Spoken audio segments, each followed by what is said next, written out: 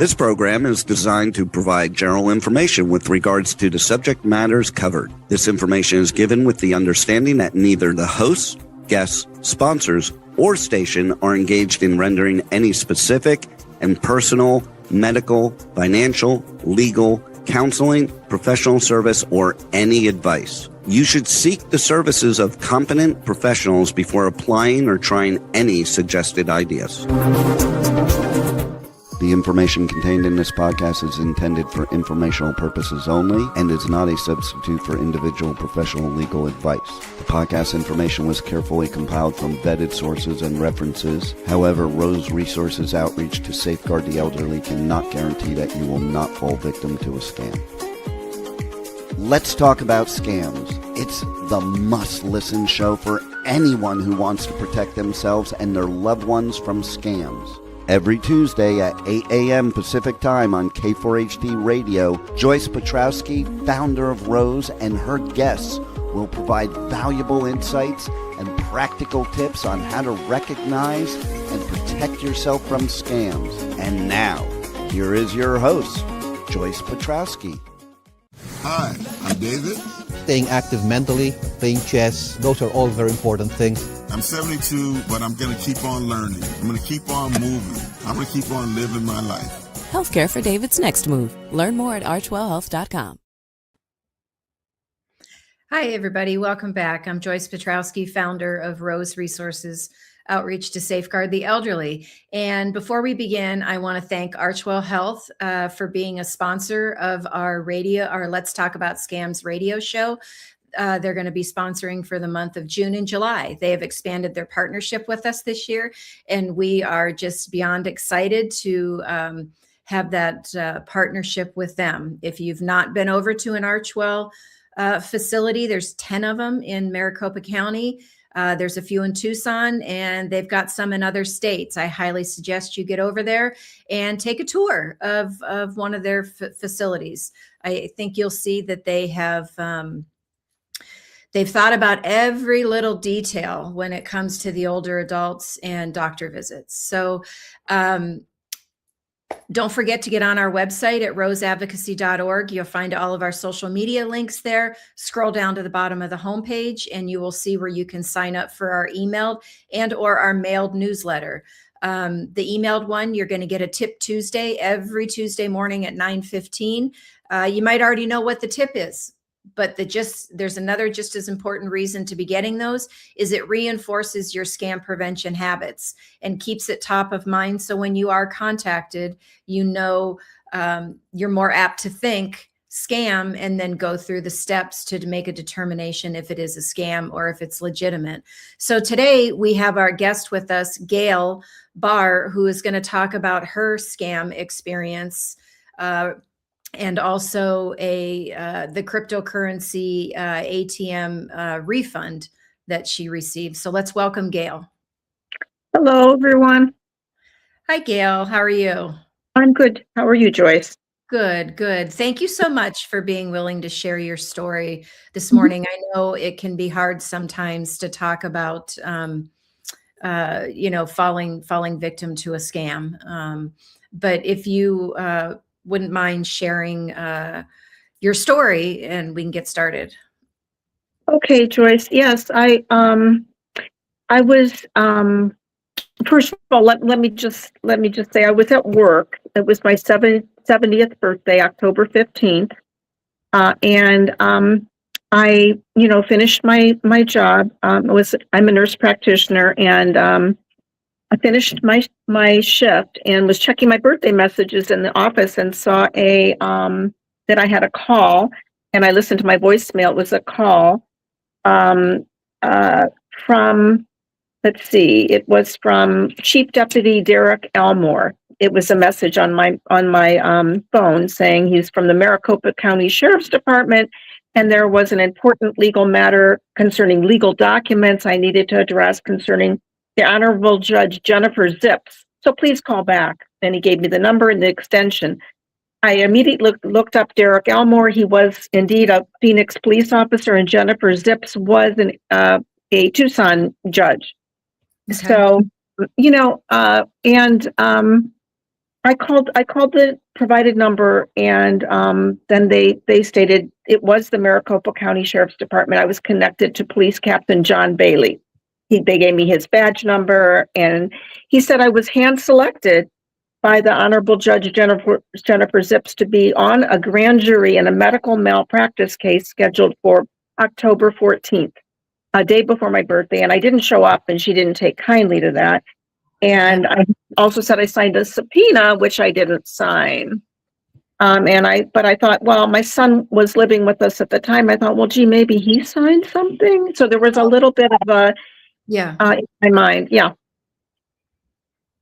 Wow. So, it's interesting. I have talked to some people, probably 2, 3 years ago, and they would say, well, scammers don't leave voicemails. Right. And I'm like, no, they're leaving voicemails, whether it's them actually talking or it's a computer that they've got, that's leaving a voicemail. Mhm. But they're doing it. Because I think they're realizing that a lot of people aren't answering the phone if they don't know who's calling. I get a lot of that too, right? So it Mhm. makes sense that they would start leaving voicemails and, Yeah. you know, making it sound so official, right? Using uh, Mhm. sheriff's the sheriff deputy's name and then using an actual judge's name. They have ways of finding all of this information out. A lot of times they can look it up on the website, and higher up people are usually listed on there, but I think they have other ways to find this information. So that must have been pretty scary, talking to them, thinking that you missed jury duty. And um, did they immediately go to like threatening you that you're going to get arrested? Well, not at first. They, they just said that there were 2 subpoenas out for my arrest, and that I had to go to the bank and get certain amount of money out to pay for to pay a post bond amount, $9,260 right away today and I was going to give the money through a federal bonding kiosk. Oh, they called it a federal bonding kiosk. That's what they called it. Yeah. Wow. Okay. All right. That makes it all the more believable, right? Yeah, it did. So, Because especially during COVID, right? A lot of like the Maricopa County Recorder's Office had these kiosks out there. If people wanted to transfer their title, they could go to a kiosk instead of having to go down to the recorder's office. So I think because it's been a few years, but I think saying that it was a federally bonded kiosk, it yeah. was believable, right? Uh-huh. Yeah. Yeah. Absolutely, yeah. Yes. So did they wanna stay on the phone with you the whole Oh, they time? wouldn't let me off the phone. They said, you have to stay on the phone. You have to talk every 5 minutes. They wouldn't, they would not let me get off the phone. Did they give you a reason why you had to talk, like, every 5 minutes? They said because, I could skip town. They had to know where I was, and that there was a gag order, so I couldn't talk to anyone about the case. It was called a maintain contact order, so I had to stay on the phone. That's what they called it, a maintain contact order. Have to stay on the phone with them the entire time and talk every 5 minutes. Wow. That's very detailed. That's very elaborate. You know what I mean? Yeah. Yeah, the lengths that they go to make this sound so official and so believable is just, they really do their homework. Um, Mhm. Mhm. so they you went to the bank, you Mhm. got the money out, and they gave you directions on where to go? Yes, and they did. It happened to be a Circle K, which I thought was strange that there would, for to deposit money, and they would have that type of federal bonding kiosk in a Circle K. Turned out it was a Bitcoin machine at Circle K. Okay. At the moment, did you ask them, why they would have a federally bonded kiosk at a Circle K, or is that something you thought about after the fact? It's something I thought about after the fact, that I knew something was wrong. I knew something was wrong. Uh, I have, I had COVID in 2021, and I was pretty sick with it, actually. And then I had a post-COVID pneumonia. After that, I had some memory issues that I was diagnosed with a mild cognitive impairment, Okay. amnestic type, and it did get better over time. And so I thought, but I don't know if that had played a part in my wanting to just take care of this problem. Here somebody's calling me, let me take care of this. Then I'll go home, after work. But that possibly could play into older people being more vulnerable. Yeah, absolutely, right. Because the cognitive, I don't know what the right word is, but cognitive impairment, mild, Mm-hmm. moderate, severe, right? It's Child, it's yeah. it's a huge range, Right. um, and I think a lot of times, and this is my opinion, family members, because I went through this with my mom years ago. Mm-hmm. She had dementia for a number of years, and then she went into Alzheimer's, and all of that was, I think as family members, we might notice something, but then we write it off as something else because we don't want to think that there, is a cognitive impairment Uh-huh. or something going on. But um, yeah, it's and then a lot of times I think we finally start taking note of it and start doing something, but it's already become moderate to severe. Right? At least Right. that's my opinion. Going through it with my mom, right? You just keep thinking, oh well, they're tired, or they're just not thinking clearly, or whatever. And I think it was one day where I left the house for a half hour, and I came back, and we have a gas stove, and the burner was on, and Mm-hmm. there was no pan or anything on the stove, right? And it was like, okay, something's not right here, you know. Right. Right. Um, Yeah. so yeah, it's definitely a delicate situation. Um, It is. And, mine was mild and was getting better. So I felt I could do a job that wasn't too demanding, which I did okay, fine with. right. But it does affect your confidence, and your, it affects, you notice different little things that Yeah. happen with your Yeah. memory. Yeah. Yeah. You have to use a lot of notes. Right. So. Right. So one of the things that you mentioned was they said it was a maintained something order, And maintain contact order. That, contact order. Did you yeah, ever find out after you reported it, if that actually is a legitimate thing, a maintained contact order? I did not. Oh, I did okay. I'm just curious if they actually are using correct the him. same type of things that, legitimate police officers would use, or lawyers would use, and stuff like that, or judges would use. Mhm. But so you had to stay on the phone, you had to talk. They took you to a Circle K, Uh-huh. to go in there and to put the money in, and it was $9,260. Is that what you said? Yes. Okay. It took an So, hour to put the money in, an hour. I was standing there an hour.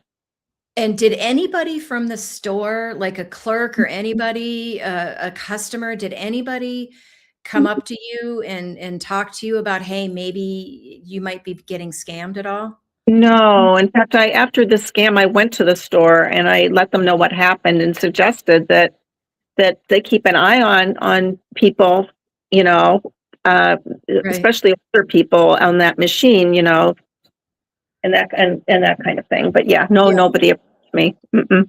Yeah, it was interesting. I saw somebody sent me a video that I watched, and the clerk, and it was in a different state, but the clerk called the police, and it was the police's body cam that Yeah. I saw the video of the recording, and it was like the clerk said, "Well, she's already put $200,000 in." And Um, my first thought went to, we're just now intervening and she's already put $200,000 in.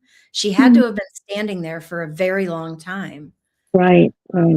you know? Yep. So were Oh, you able, if it took you an hour, that mhm. tells me that you couldn't have done it all in one transaction. Correct. They kept sending me 5 different barcodes that were very official. They had the official Maricopa County Sheriff's Department insignia Uh-huh. on each of the barcodes. And the Bitcoin machine took $2,000 at a time only. Yeah, so that's when they put that new cryptocurrency kiosk law that went into effect last September 26th. Yeah, That was one of the safeguards that if you're a first time user, you can only put in a maximum of $2,000. right. Well, on the surface, you look at that and go, well, that's great because that could really limit somebody from losing tens of thousands of dollars. Yeah, But they scammers very quickly found their way around it, they did. right? Because they sent you the barcode, you put your limit in, well, then they send you another barcode, you go in again, Right, and put 2,000 more in. So you'd have to go through 5 of them to right. get to your $9,260. That's Um, right. yeah, and I think the law says they raise it to like 10,000 or 10,500 if you're a reoccurring user, Hmm. but you only have to like the 4th time or something like that that you use the machine, Hmm. you're now considered a reoccurring user, if I'm not mistaken. There's like 2 pages of different things they put in that went into effect when this new law went into effect. But so you put the money in, you would have probably have gotten 5 different receipts I from the did. machine. I saved every one of them. Hmm. Okay. And then you think, okay, this is over. I'm done with this. I don't have to worry about going in front of a judge and or having the police show up to arrest me, all of that stuff. And you go home. No, At, that's not what happened. That's not what oh, happened. okay. So, Joyce, what happened was I was on the phone with them. I said, okay, I've deposited all the money. Now I'm coming down to, they wanted me to come down to the Maricopa County Sheriff's Department. And they said, we want you to come down and do a signature analysis to see if it didn't match or if it matched the subpoena one. And then they would give me all my money back and they set up another court date. But I got on the phone with them and said, I'm coming down, anticipating I get all my money back. Right. And they said, oh, there's a federal citation out for you and we need more money. Oh, geez. Yeah. Okay. All So right. And so they wanted they you to go through the same process. more, yeah. Okay. And do you remember how much they wanted for this federal citation? $12,000. Okay. Wow. So it's hard for somebody to think of these things on the fly. So Mhm, they had to have had a full script mhm. ahead of time going, okay, if I get the person to talk to me, this is what I'm going to say. Right. And if the person starts questioning me, I have these answers. Um, Mhm, any questions, like mhm.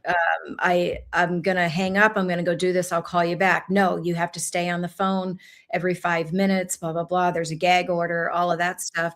But then as soon as you're done, then they have the next step they go to, which is, oh, there's now this new federal thing that's out there. Yeah. And so after they talk to you about that, what happened? Well, and I said, I don't have, that much money. And uh, so then they reduced it. They said, we'll talk and see if we can get it reduced. I said, okay, 3,000. They came up with that. And you have to go to another bank and get that money out.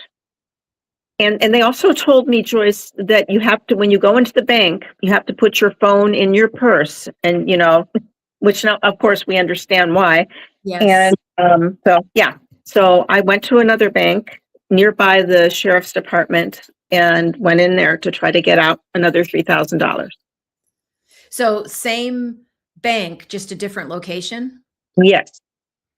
Okay, it's But interesting, probably. luckily, what happened there is the manager was there and he knew something was wrong. He said, "Who is this money for?" And they told me to tell whoever asked for my son. So I said, "For my son." And then they said, are you going to give that?" The bank manager said, "Are you going to give that money to him today?" And at that point, I couldn't continue. I just kind of shook my head. And he said, "Let's go in the back and talk." That's when he told me this was a scam. I hung up the phone, and that's what happened. Wow, okay. Wow. I've often said in our presentations, the clerks at the stores that sell gift cards, the Uh-huh. tellers at the bank employees, they Mhm. are getting so much more training Yeah. on what to look out for and how to ask questions and talk to somebody. Mhm. 'Cause, what, maybe 10 years ago, you could go in and withdraw that kind of money and no questions were asked. Mhm. Um, but now they're getting so much better at being able to recognize it. Mhm. Um, did they suggest to you that you report it? Um, I don't recall if they did, but I did report it. I mean, that was just my natural instinct to report it. But the best thing that I did was I contacted Channel 12 News, Okay.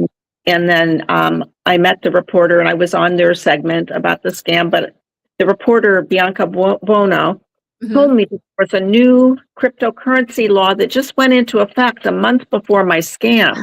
Good. She knew about that. And that's how I found out. Yes, it was amazing to know. Yeah. Good.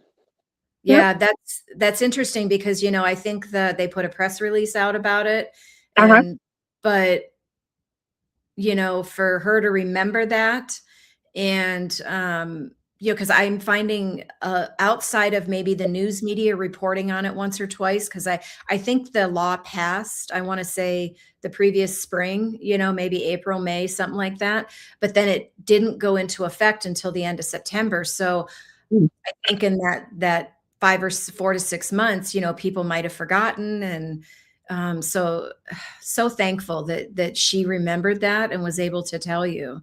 Yeah. And so then, did you report it to the attorney general or the police, or who was it that you went to? I reported it first to the police, and I had a private detective working with me. I Okay, to the attorney general, and also for this law, you have to and you have to do all this quickly within 30 days. 30 days, right? And Yeah. then I also called the cryptocurrency kiosk phone number and to report what happened. Oh, And good. you have to Okay. do all those three things to get your money back. Okay, so you do have to report it to the cryptocurrency operator as That's well. correct. That's correct. Wow. Okay. In reading the law, I thought it was reporting it to the police and or the attorney general. So, Two did things, all you things. did you find that all three of them worked with you and took all your information, and there wasn't any roadblocks through any of that reporting? None. None at Good. all. And well, I would imagine the police gave you a copy of the report. The Yeah. attorney general probably gave you a copy of the report. Did the kiosk owner, did they send you anything? Just a check for $9,260 and quickly after I gave them all the information they needed. Okay, so yeah, that would have been the third place to call to say, "Hey, I have this report. I was scammed. I've gone to the Mhm. attorney general, the Yeah. police. Yeah. Here's all my information." And would you say in a matter of a couple weeks you received the money, or More less than that. It was a couple days. really?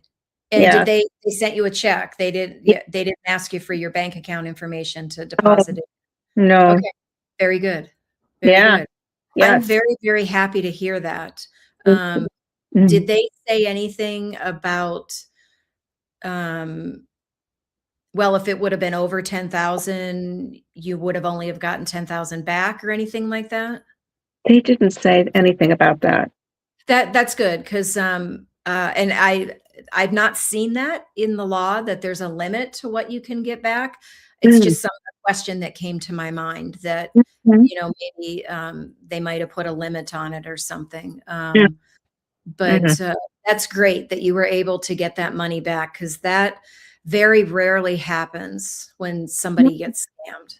The I know. money is well, the money that you sent is gone. The scammers have it, Right. but the owner operator, that came out of their pocket. So, That's but right. still, I think that's awesome. Thank goodness that law went into effect. I know we've talked about it on this show a Uh-huh. handful of times. I talk about it in our presentations, and Mm. that 30-day period, it's a short window, Yeah. but it's so imperative Yeah. that once you realize that it's a scam, and sometimes it happens within a few hours, other times it might happen within a few days. And Mhm. even if it takes a few weeks, that's still only 14 days. You still have time to report it. Right. Um, but I know a lot of people, they don't like to talk about being scammed, because none of us think that we're gonna get scammed, right? Right. It's it's just something that we don't think we're gonna get scammed. We don't think our loved ones are gonna get scammed, because I think there's this false connotation with scams. People think that if they fall victim to a scam, that means they were dumb, or they Right. were stupid. And that is so not the case. Scams are all about emotions. Mhm. Yes. And they definitely used your emotion of being scared against you.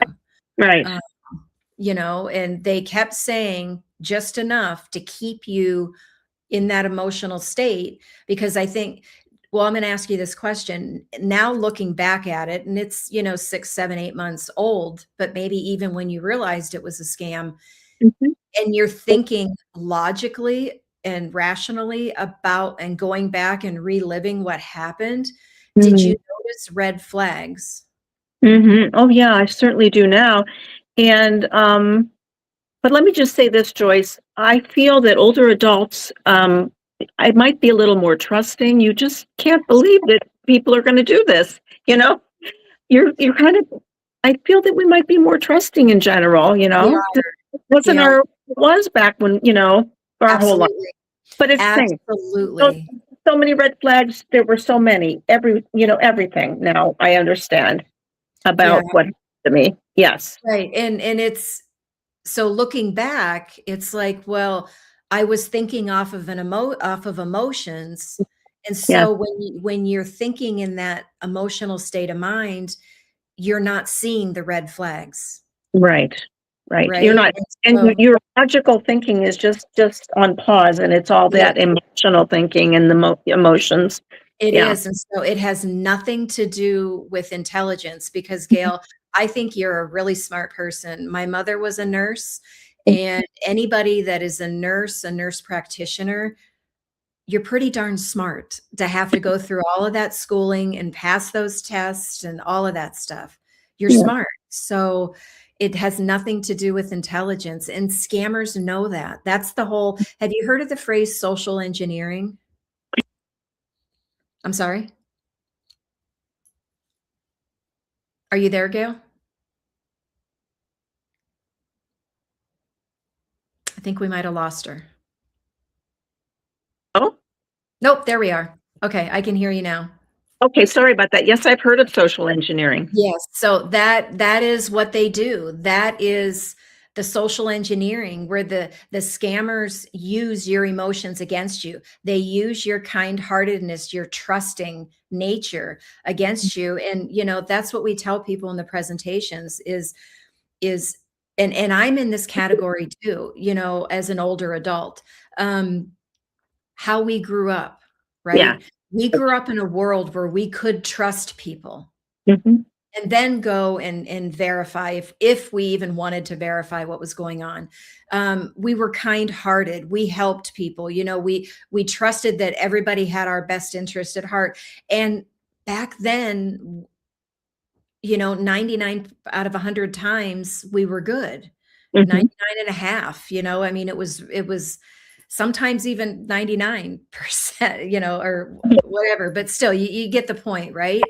And, Mhm. but, and those are really great ways to be and habits to have, but mixing it in today's technology rich world, the Mhm. scammers figured out how to take that and use it against us. And Mhm. I talk to people with about technology and stuff, and technology has its place in with scams. It can prevent most scam calls from getting through your phone. It can prevent certain things, but it doesn't prevent the social engineering, because scammers can get you to bypass the technology. And they did that with this cryptocurrency. They knew that because you were a first time user, you were going to be limited to 2000. So Mhm. they found a way to bypass it, Mhm. and just it took you an hour, but they kept sending you new barcodes and Mhm. had made 5 transactions. So that's it's that's the whole social engineering part of it. So it's just, and that's where what we do with the education is so critical, right? Mhm. To get people and to be able to pause and to think about things. Because that it is, our emotions can make us, they put our mind in a totally different frame, and we see the world differently through an emotional lens than a rational lens. I mean, there have been times where I've made decisions based off of an emotion, and then a couple hours later I've gone back and went, oh, I don't know why I did that. That was that was not the right thing to do. So I mean, it happens to all of us. Mhm. That's right. Yep. Yeah. Sure. So, I mean, Mhm. thank goodness you decided to go to the news, right? To where I think you're one of the few, because most older adults don't want to talk about it. Right. They don't want to, they don't want anybody to know what happened. They're embarrassed, Sure. which if I was in, your shoes, and absolutely. I mean, that is a natural response, but thank goodness you went to the news, and this Bianca remembered the law and told you about it.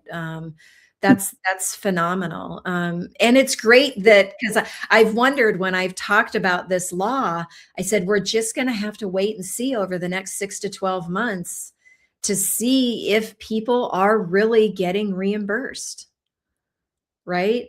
Mhm. Um, and then if they are if there's a lot of people getting reimbursed, then I look at it and go, well, at what point are these cryptocurrency companies, because it's my understanding they're the ones that own these machines, Mhm. are they going to say, we're incurring too many losses here, we're going to be done with this That's and not true. use these machines? 'Cause I don't know if you've seen, but there's about 4 or 6 states that have completely banned those machines. Mhm. Great. Yeah, and Mhm. Arizona's not one of them, but we're at least making strides to make it more difficult, Yes, right? that would be And then yes. to be able to help the victim recover their losses. So, Right. Right. um, yeah, but I'm so happy that you got your money back, and you were willing to share your story. I know you've shared your story a few places. Mhm. So thank you so much for being willing to come on ours Mhm. and share your story.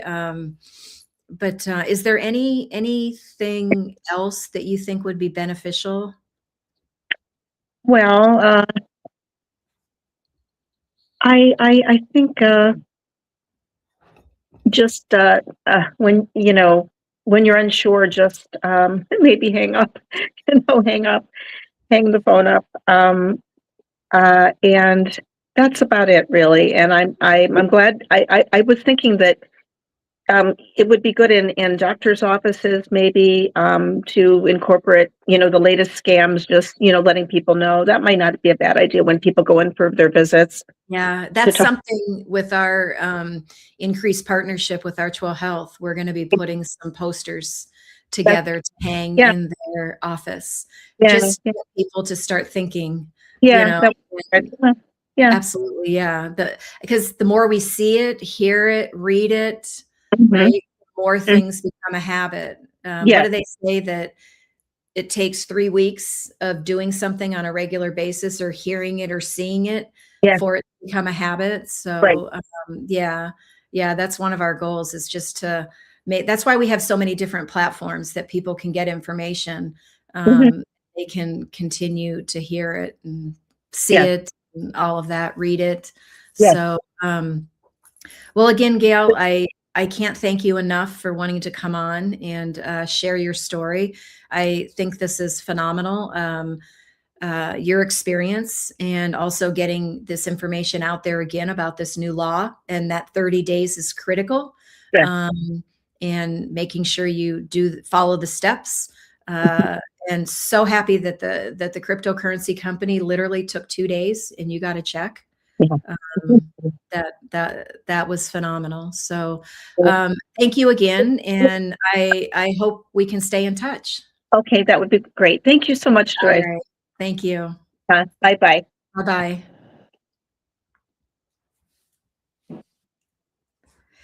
All right, everyone. Wow, that was a lot of information. So happy for Gail that she was able to recover her money. I wish she didn't go through what she went through because I'm sure it was very draining and very emotional. Thank goodness for the manager at the bank, the second location that she went to, that was able to recognize what was going on and take her aside and talk to her, and all of that stuff. So don't forget about that new law that we have here in Arizona with the cryptocurrency ATM machines. If after you have put money in, hopefully you don't put money in one of the machines, but if you have and you realize, even if it's a couple weeks after, that's still within the 30-day window, report it right away. Gail went to the police and the attorney general. Does not go to both, report it, and then you get a copy of your reports and you call that owner of that cryptocurrency machine and you give them all of the information. And by law, they're in Arizona, they're supposed to refund the money to you. And it only took a couple days and she got her $9,260 back. So don't forget about that law. If you want, I don't know the actual number of the law.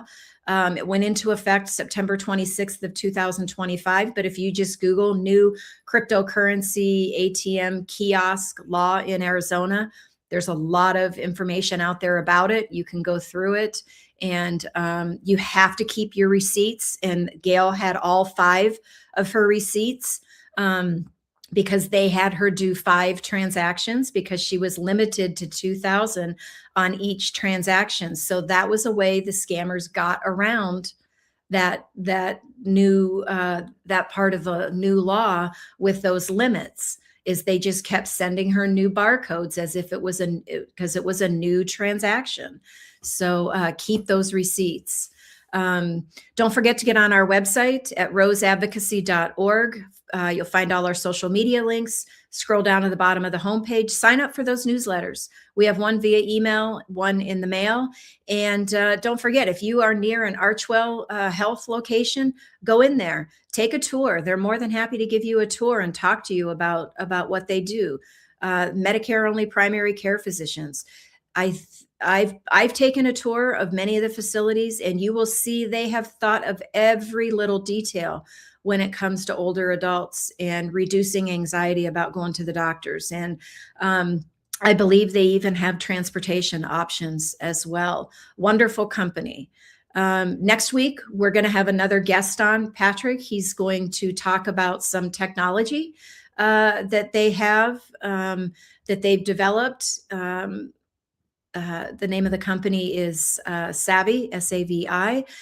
So until next week, when we talk about the technology with Patrick, everybody have a great week. Thank you. Well, that's all the knowledge for this episode. Tune in every Tuesday at 8 a.m. Pacific Time on K4HD Radio at k4hd.com as Joyce explores a variety of knowledge so you have the power to make scam protection your healthy habit. And until then, Feel free to reach out to Joyce and let's talk about scams.